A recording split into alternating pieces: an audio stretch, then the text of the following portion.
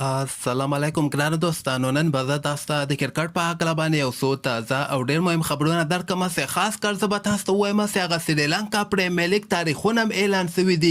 دغه به کله او په کوم تاریخ باندې ترسره کیږي هغه به زه تاسو ته ووایم. بل به زه تاسو ته ووایم چې سبا ته یو ځل بیا د افغانستان او د زیمبابوې که خیر دویمه شروریزه لوبه ترسره کیدونکې ده.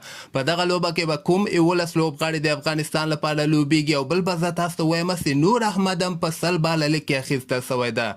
ویډیو تر اخره پورې وګورئ، په هر څه به تاسو پوه شئ. نو راځم اول زه تاسو ته دغه سریلانکا پریمیر لیګ په هکله باندې یو خبر درکوم چې سریلانکا ډېر جدي ده او دوی دغه د سریلانکا پریمیر لیګ تاریخونه هم اعلان کړي دي.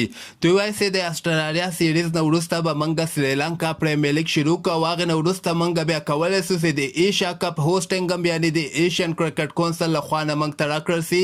ځکه وایي موږ به پوره کوشش کوو چې ایشیا کپ په کامیابۍ سره په سریلانکا کې ترسره کړو. سریلانکا پریمیر لیګ که خیر دغه د 11 جولای باندې به شروع کیږي او 21 اګست پورې به دوام کوي. تقریبا که وګورئ 22 شپې به دغه لیګ دوام کوي. خو فلحال دوی دغه د ډرافت په هکله باندې کوم کس به خبر نه ده ورکړی. دوی ډېر زر به موږ دغه ډرافت تاریخ هم اعلان کړو چې کوم تاریخ باندې به لوبغاړي اخیستل کیږي.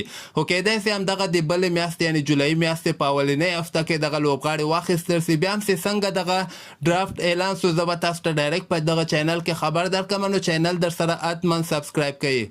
او بل به زه تاسو ته وایم چې سبا ته یو ځل بیا که خیر افغانستان زیمبابوې سره په دویمه شروریزه لوبه کې لوبه ترسره کړي. دغه لوبه هم د افغانستان په وخت باندې غرمې ټایم کې 3:30 بجې ده او کوم 11 لوبغاړي چې په اولنۍ شروریزه لوبه کې افغانستان لپاره لوبېدلي ول امکان لري هماغه 11 لوبغاړي دغه دویمه شروریزه لوبه کې هم د افغانستان لپاره ولوبېږي.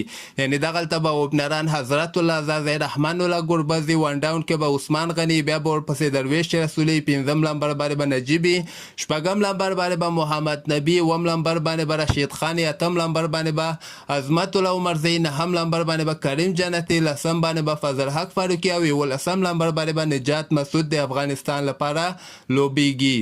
او بل به زه تاسو ته ووایم چې دغه د رشید خان نه وروسته نور احمد هم په سل باله لیګ کې اخیسته سوی ده.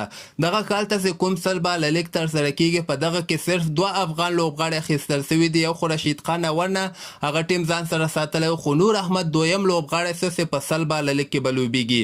دغه سل باله لیګ هم 3 اګست باندې لوبې شروع کیږي او همدغسې 3 سپټمبر پورې به دوام کوي. یعنې دغسې وخت کې د افغانستان دغه سل باله لیګ شروع کیږي چې هلته افغانستان سره 15 شروریزې لوبې د همدغه میاشتې اګست میاشته کې ترسره کړي. نو ګوره رشید خان کیدای شي یو څو لوبه کې ورته لوبه ترسره کړي، که نه امکانات نشته چې رشید خان په سل باله لیګ کې ولوبېږي. خو دغلته نور احمد که چېرته د افغانستان سکواډ کې وانخلي نو نور احمد به سل باله لیګ کې حتما لوبه ترسره کړي. نو همدغسې تازه خبرو لپاره تاسو دغه چینل هم در سره سبسکرایب کولی شئ.